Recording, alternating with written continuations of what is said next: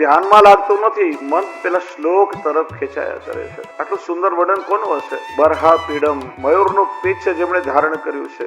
Nut વર વપુ, નટવત જેમનો વેશ છે. કર્ણયો કર્ણિકારમ, કર્ણમાં કર્ણિકાર એટલે પીઠ જોઈના પુષ્પો શોભી રહ્યા છે. વૈજયંતી માલા સાથે અનેક પુષ્પને રત્નોની માળા જેમણે ધારણ કરી છે. સુવર્ણ જેવા ચળકતા પીળા રંગનું પીતાંબર જેમના અંગમાં શોભી રહ્યું છે. વેણુના રંધ્રોમાં સ્વર રેલાવતા રેલાવતા ગાયો અને ગોપ બાળકોની સાથે જેઓ વૃંદાવનમાં વિહાર કરી રહ્યા છે. શું શ્યામસુંદરનું વર્ણન હશે? મન એ શ્લોકમાં લાગી ગયું, ધ્યાનમાં લાગતું નથી. ત્યાં જ શિષ્યોએ બીજા શ્લોકથી ગાવાનો પ્રારંભ કર્યો. પહેલા શ્લોકમાં સ્વરૂપનું વર્ણન કર્યું, બીજા શ્લોકમાં પ્રભુના સ્વભાવનું વર્ણન કર્યું. અહો બકેયમ સ્તનકાલકોટમ જિગાંસયાપાય યદપ્ય સાધ્વી લેભે ગતિમ ધાતૃચિત્તમ તતોન્યમ કમ વા દયાલુમ શરણમ વ્રજેમ.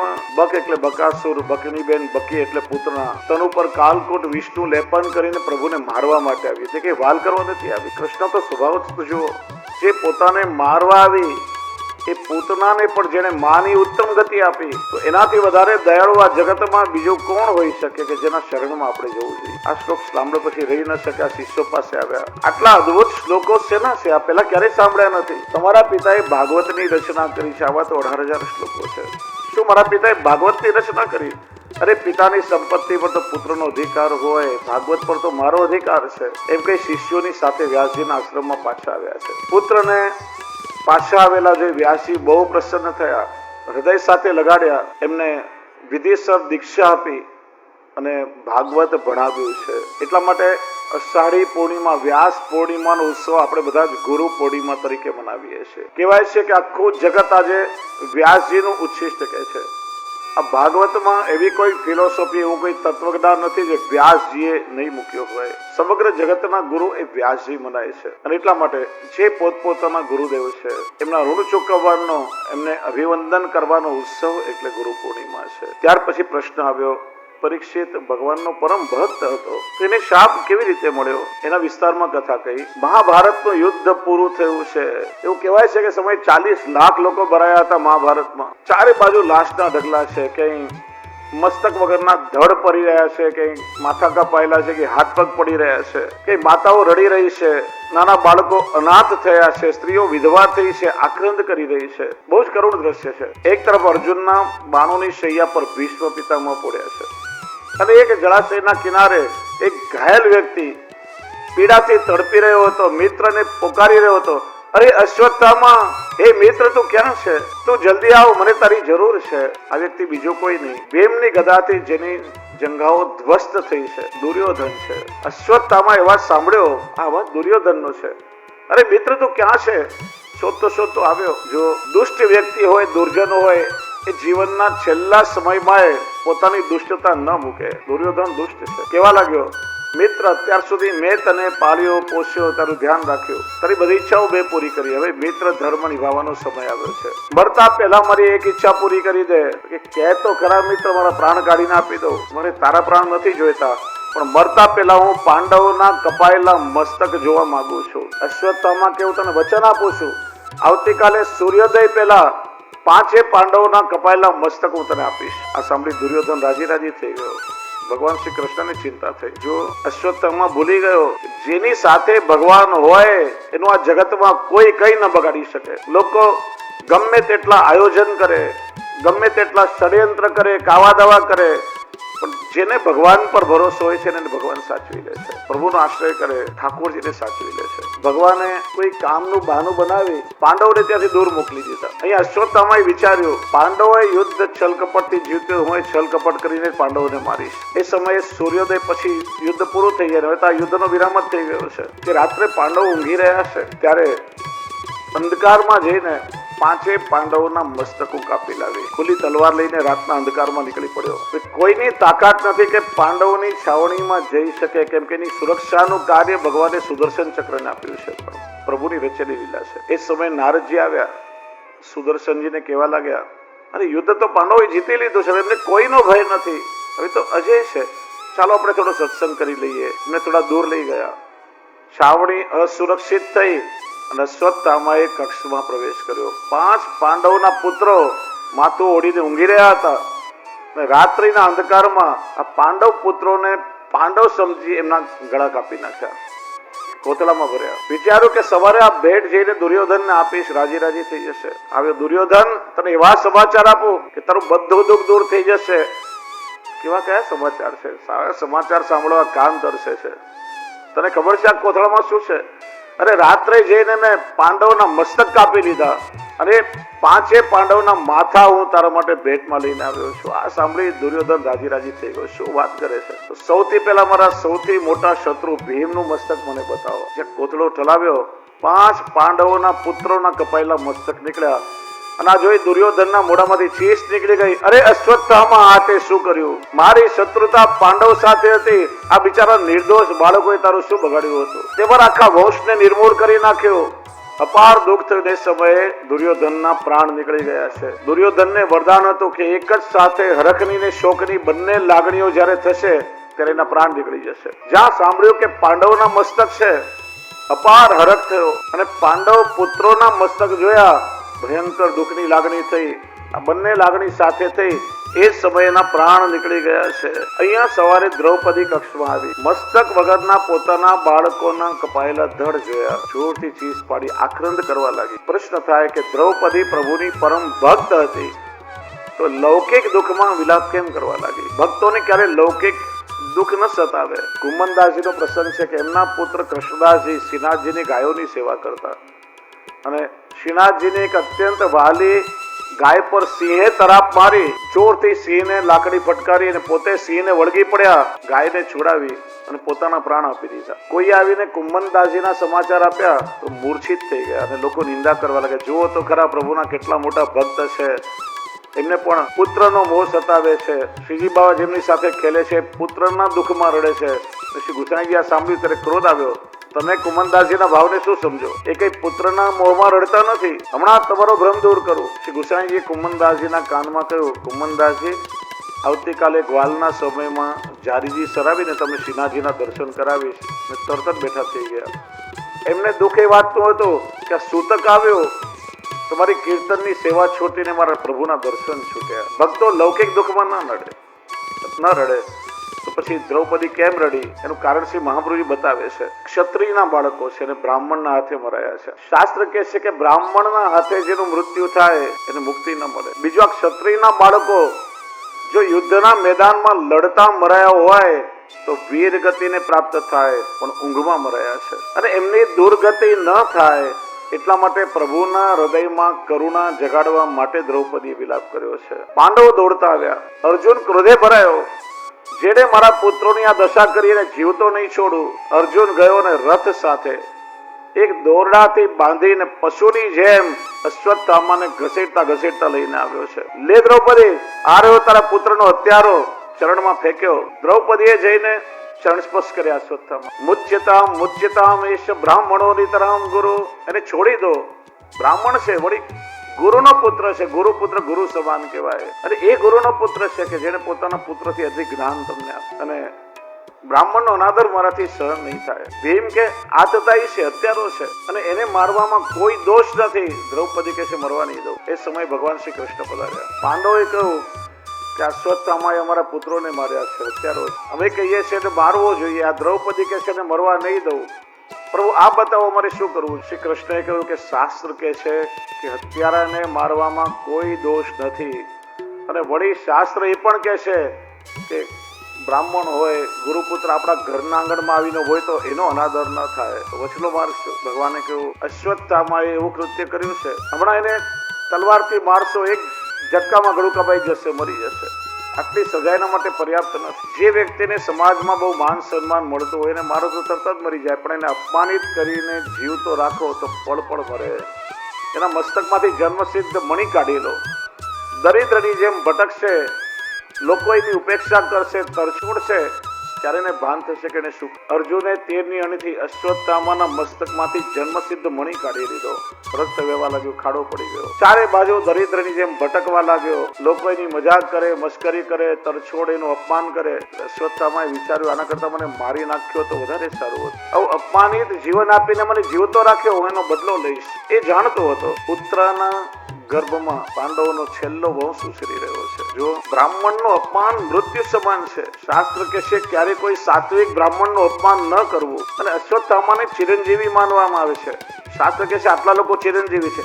અશ્વત્થામા બલિર વ્યાસો હનુમાનસ વિભીષણ કૃપા પરશુરામસ સપ્તૈતે ચિરજીવીન. અશ્વત્થામા બલિરાજા વ્યાસજી હનુમાનજી વિભીષણ કૃપાચાર્ય પરશુરામ અને આઠમા કે છે માર્કંડેય ઋષિ. એ અમર છે, હજી પણ આ ભૂતલ પર બિરાજે. તમે જો એટલા માટે વલ્લભકુલ બાળકોને ત્યાં, એમ તો દરેક બ્રાહ્મણની ત્યાં પરંપરા છે કે જન્મદિવસ આવે ત્યારે માર્કંડેય પૂજન થાય. 8 ચોખાની ઢગલી કરી એના પર 8 ચિરંજીવીઓનું આવાહન થાય. ઠાકોરજીની સેવા માટે સ્વસ્થ દીર્ઘાયુષ્યની કામના કરવામાં આવે. બીજું, મહાભારતના યુદ્ધમાં આપણે જોઈએ કોઈ એંગલથી કોઈ દ્રષ્ટિથી એવું લાગતું નથી કે પાંડવો જીતશે. અશ્વત્થામા છે, કૃપાચાર્ય છે, ચિરંજીવી છે બંને. ભીષ્મ પિતામહને ઈચ્છા મૃત્યુનું વરદાન છે. કર્ણ પણ કઈ સામાન્ય નથી. ગુરુ દ્રોણાચાર્ય છે. કોઈ પણ દ્રષ્ટિથી પાંડવો યુદ્ધ જીતે એવું લાગતું જ નથી. અને છતાંય પાંડવોનો વિજય થયો. એનું કારણ ભગવાન શ્રી કૃષ્ણ પાંડવોના પક્ષમાં હતા. ટોળા હોય, સંખ્યા હોય એનો વિજય ન થાય, પણ જે પક્ષે ભગવાન હોય એનો વિજય થાય. યત્ર યોગેશ્વર કૃષ્ણ યત્ર પાર્થો ધનુર્ધર તત્ર શિર વિજયો ભૂતિ ધ્રુવા નીતિર્મતિર્મમ. હંમેશા પ્રભુની સાથે રાખો. દુનિયાના લોકો સાથ આપે કે ના આપે એનાથી કઈ ફરક ન પડે, પણ જો પ્રભુનો સાથ છૂટી ગયો ને જીવનમાં, કોઈ તમને બચાવી નહીં શકે. અને પ્રભુ જો તમારી સાથે છે તો આ દુનિયામાં કોઈની તાકાત નથી કે કોઈ તમારું કઈ બગાડી શકે. ભગવાન સાથે હોય એનો સંસાર કઈ ન બગાડી શકે. અશ્વત્થામાએ બ્રહ્માસ્ત્રનું અનુસંધાન કર્યું છે. બ્રહ્માસ્ત્ર એટલે અમોઘ અસ્ત્ર કહેવાય. જેમ આજકાલ પેલી ગાઈડેડ મિસાઇલ હોય, પિન પોઈન્ટ પર ટાર્ગેટ કરે, એમાં બ્રહ્માસ્ત્ર ક્યારેય નિષ્ફળ ન જાય. એક સૂર્યમાં કેટલું તેજ હોય, બ્રહ્માસ્ત્રમાં 12 સૂર્યનું તેજ હોય. અને એ બ્રહ્માસ્ત્ર ઉત્તરાની પાછળ પડ્યું છે. ઉત્તરા પ્રભુના શરણમાં આવી પ્રભુની સ્તુતિ કરવા લાગી. પાહી પાહી મહાયોગીન દેવ દેવ જગતપતે નાન્યમ ત્વદ્ભયમ પશ્ય યત્ર મૃત્યુ પરસ્પરમ અભિદ્રવતી મામીશ સરસ્તાપેશો વિભો કામમ દતુ મામ નાથો મામે ગર્ભો નિપાત્યતમ. હે પ્રભુ, બ્રહ્માસ્ત્ર મને ભલે બાળી નાખે, મને વાંધો નથી, પણ મારા ગર્ભમાં જે બાળક ઉછરી રહ્યું છે, આપ કૃપા કરીને એની રક્ષા કરો. પુત્રએ કોઈનો આશ્રય ન કર્યો, પ્રભુનો આશ્રય કર્યો. એનું કારણ દ્રૌપદીના સંસ્કાર ઉત્તરામાં છે. જ્યારે પરણીને આવી ઘરમાં પ્રવેશ કર્યો ત્યારે દ્રૌપદી કે જો બેટા તું મારી પુત્ર વધુ છે, ઘરમાં આવી છે, પેલા કોને પગે લાગીશ? ઘરમાં જે મોટું હોય એને જ પેલા પગે લગાય ને, કે બતાવ ઘરમાં મોટું કોણ છે. પિતામાં ભીષ્મ છે, ધૃતરાષ્ટ્ર છે, ગાંધારી છે, દાદા યુધિષ્ઠિર છે, બધા મોટાઓના નામ ઘણી બતાવ્યા. દ્રૌપદી કે બેટા બધા કહેવાતા મોટાઓને મેં જોઈ લીધા છે. જ્યારે મારી લાજ લૂંટાઈ રહી હતી ત્યારે એકે આ કહેવાતા મોટા મારી લાજ બચાવવા નથી આવ્યા. બેટા એ સમયે મારા શ્યામ સુંદર પધારાને મારી લાજ રાખી છે. જીવનમાં જ્યારે કોઈ કષ્ટ આવે ને ત્યારે બેટા આ કોઈ પણ મોટાઓનો આશ્રય નહીં કરતી, પણ તું પ્રભુનો આશ્રય કરજે, એ તારી રક્ષા કરશે. આ સંસ્કાર ઉત્તરાને મળ્યા. અને સમયે ઠાકોરજીએ સૂક્ષ્મ સ્વરૂપ ધારણ કર્યું, ઉત્તરાના ગર્ભમાં પ્રવેશ કર્યો, છત્રભુજ સ્વરૂપ ધારણ કરી પોતાની ગદા ગોળ ગોળ ફેરવવા લાગ્યા અને બ્રહ્માસ્ત્રના તેજને પોતાની અંદર સમાવી. ભગવાન ક્યારે કોઈના ગર્ભમાં પ્રવેશ કરતા નથી કે ક્યારે કોઈના ગર્ભથી જન્મ લેતા નથી. પોતે બનાવેલા નિયમ પ્રભુએ કેમ તોડ્યા? ભગવાન પોતે બનાવેલા નિયમ તોડે એને તો પુષ્ટિ કહેવાય. ભક્તની રક્ષા માટે, ભક્તના સુખ માટે, ભક્તને આનંદનું દાન દેવા માટે. શ્રી મહાપ્રભુજી સુબોધનીજીમાં કહે છે કે ઉત્તરામાં 3 ઉત્કર્ષ છે. ભગવાનની પરમ ભક્ત છે, એનો આધિભૌતિક ઉત્કર્ષ છે. પ્રભુ ભક્તનું ક્યારે અહિત ન થવા દે. બીજું, ઉત્તરા રોહિણીજીના અંશ રૂપા છે, આધ્યાત્મિક ઉત્કર્ષ છે. અને પ્રભુની પરમ પ્રિયા છે, એનો આદિદૈવિક ઉત્કર્ષ છે. ઉત્તરાના ગર્ભની રક્ષા કરી આગળ રથ વધ્યો. કુંતા ફઈએ ભગવાનનો રસ્તો રોક્યો, પ્રભુને વંદન કર્યા. ભગવાન કે ફૈયા શું કરો છો? તમે વડીલ છો, આશીર્વાદ આપો. કૃષ્ણ અત્યાર સુધી હું પણ એમ માનતી હતી, મને સમજાઈ ગયું છે કે તમે તો જગત આખાના પતિ છો. નમસ્તે પુરુષમ ત્વાદ્યમીશ્વરમ પ્રકૃતે પરમ અલક્ષ્યમ સર્વભૂતાનામ અંતર બહિર્વસ્થિતમ. પ્રભુ હું આપને નમસ્કાર કરું છું, વંદન કરું છું, કારણ કે જીવ પ્રભુને વંદન સિવાય બીજું શું કરી શકે? આપણે વિચારીએ કે ભગવાનને આ પૂછું તે આ પૂછું, પણ વાસ્તવમાં જગતમાં આપણું કઈ છે જ નહીં. આપણે ખાલી ભોગવી શકીએ, કોઈ વસ્તુ પર આપણો અધિકાર નથી. સૌથી વધારે આ વહાલું શરીર આપણને હોય કે આ શરીર મારું છે. જો આપણા શરીર ઉપર આપણો અધિકાર હોય, ગડપણ કેમ આવે, માંદગી કેમ આવે, મૃત્યુ કેમ આવે? કોઈને પણ માંદા પડવું કે ઘરડા થવું કે મરવું ગમે ખરા? હા કે ના? ના ગમે ને? તો આપણા શરીર ઉપર પણ આપણું ચાલતું નથી, તો દુનિયાની કઈ વસ્તુ પર આપણો અધિકાર રહેવાનો? એટલે આપણે પ્રભુને વંદન સિવાય બીજું કઈ નથી કરી શકતા. એટલા માટે નિત્ય પ્રભુને વંદન કરવા જોઈએ, પ્રભુનું ધ્યાન કરવું જોઈએ. જો આપણા શાસ્ત્ર કહે છે કે આપણા જીવનનું જે ઘડતર થાય છે ને, એમાં 10 વસ્તુનો મોટો ફાળો હોય છે. 10 વસ્તુઓ મનુષ્યનું નિર્માણ કરે છે. આગમો અપ પ્રજા દેશ કાલ કર્મ ચ જન્મ ચ ધ્યાનમ મંત્રો અથવા સંસ્કારો દશૈતે ગુણ હેતવ. સૌથી પહેલું કહે છે કે ધ્યાન. તમે જે વસ્તુઓનું નિરંતર ધ્યાન કરતા હો, પ્રભુનું ધ્યાન કરશો ભક્તિ દ્રઢ થશે. લૌકિક વિષયોનું ધ્યાન કરશો તો એ બધા તમારા જીવનમાં પ્રવેશ કરશે. એટલે નિત્ય પ્રભુનું ધ્યાન કરવું જોઈએ. કયું? આગમો. પહેલું આગમ બતાવ્યું છે. આગમ એટલે શાસ્ત્ર. તમે કયા શાસ્ત્રને માનો છો એ અનુસાર તમારી વૃત્તિ બને છે. જેમ કોઈ બાઇબલને માનવા વાળા હોય, કોઈ કુરાનને માનવા વાળા હોય છે. આપણે બધા ભગવદ્ ગીતા, ભાગવત, રામાયણને માનીએ છીએ. તમે જો આ બધાના જીવનના ઢંગ જુદા જુદા હોય, આ દરેકની લાઈફસ્ટાઈલ જુદી હોય છે. આ શાસ્ત્ર માણસનું ઘડતર કરે છે. બીજું કયું? અપ એટલે પાણી. પાણી આપણા જીવનનું ઘડતર કરે છે. કેમ કે પાણીમાંથી પ્રાણ બને છે. આગળ આપણે ચર્ચા કરશું. 3 પ્રકારે પાણી શરીરમાં અસર કરે. સ્થૂળ અંશમાંથી મૂત્ર બને, વિસર્જન થઈ જાય. મધ્ય ભાગમાંથી રક્ત બને અને સૂક્ષ્મ અંશમાંથી પ્રાણ બને. પાણીમાં ઓક્સિજન હોય છે એટલે આપણે જીવી શકીએ છીએ.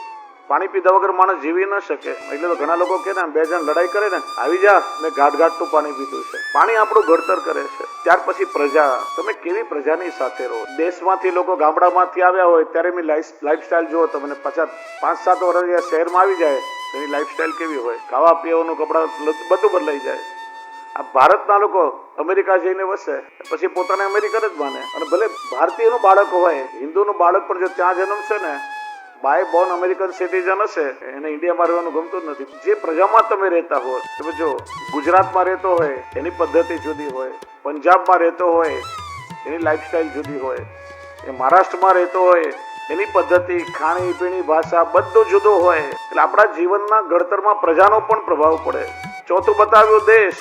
તમે કયા દેશમાં રહો છો એ ભૂમિની અસર થાય. એટલે ચરિત્રમાં આવે છે શ્રવણ કુમારના, અંત મા બાપને કાબરામાં બેસાડીને યાત્રા કરવા લઈ જઈ રહ્યો તો એક સ્થાન એવું આવ્યું, ત્યાં મગજમાં એકદમ નેગેટિવિટી આવી. હું શું કરી રહ્યો છું? આટલું બધું ભાર ઉપાડીને હું શું કામ મહેનત કરું? કાવડ મૂકી નીચે. પિતા કે બેટા, અમે આંધળા મા બાપ છીએ, કોઈ હિંસક પશુ મારી રહ્યો છે, કોઈ નાનું ગામમાં આવી ત્યાં અમુક અમે મારા નસીબથી ફોડી ખાઈશું.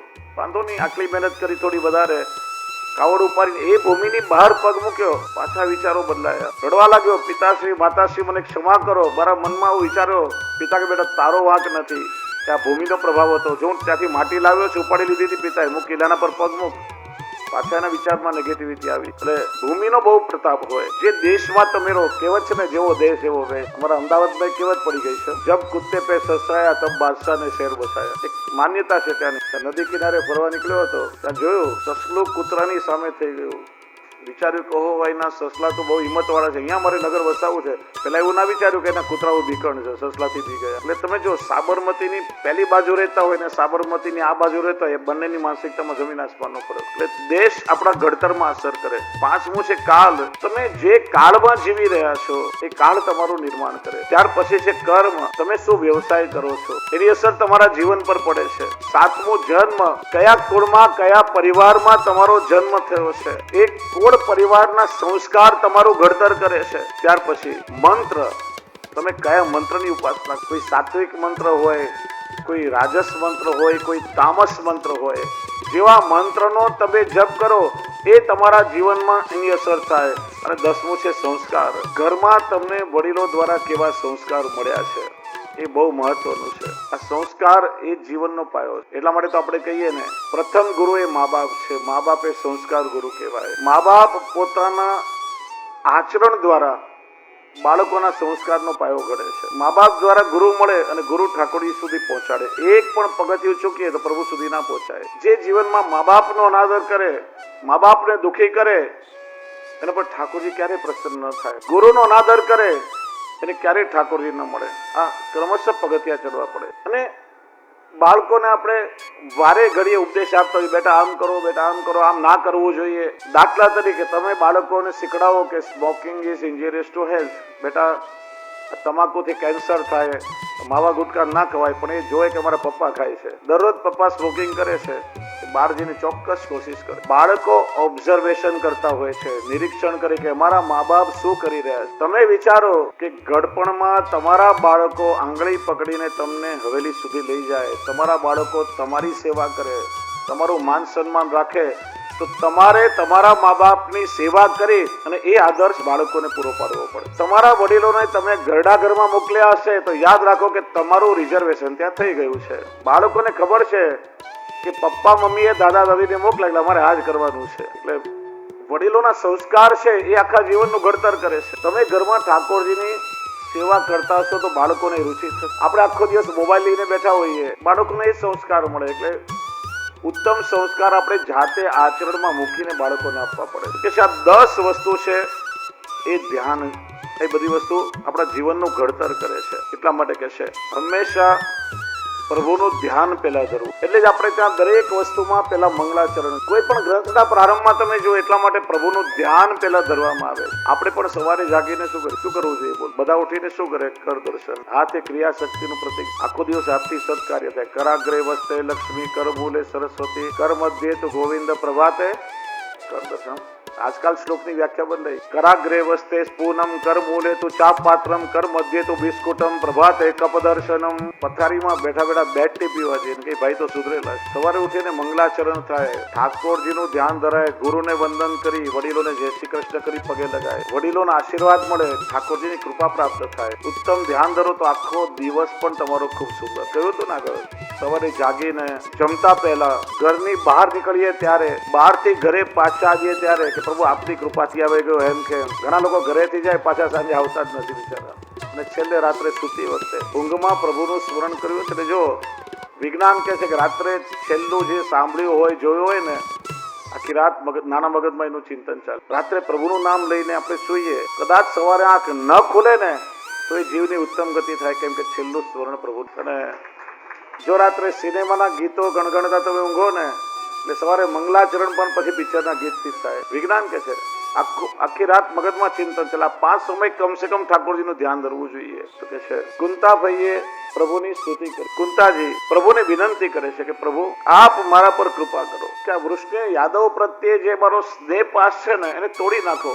અમે બહુ કોશિશ કરીએ, અમે આ સંસારને છોડી શકીએ એમ નથી, પણ સંસારના લોકો અમને છોડી દે ને તો અમારે કોઈ પ્રયત્ન ન કરવો પડે. કુંતાજી પ્રભુના એક એક ઉપકારોનું સ્મરણ કરે છે કે પ્રભુ કેવી કેવી પરિસ્થિતિમાં આપે અમારી રક્ષા કરી છે. શ્રી મહાપ્રભુજી કહે છે વારંવાર પ્રભુની કૃપાનું સ્મરણ કરતા રહેવું, તેનાથી આશ્રય દ્રઢ થાય. જીવનની કેટલીય બાબતો પર તમે જો ધ્યાન દેશો ને, ખ્યાલ આવશે કે કેવી કેવી પરિસ્થિતિમાં ઠાકોરજી આપણી રક્ષા કરી હશે. પ્રભુએ કેવા કેવા કામ આપણી પાસે કરાવ્યા છે જે કરવાનું આપણું સામર્થ્ય હતું જ નહીં. ત્યારે માનવું જ પડે કે નક્કી મારા પ્રભુ ક્યાંક સંતાઈને મારું સંચાલન કરી રહ્યા છે, બાકી મારું સામર્થ્ય નથી હું આ કરી શકું.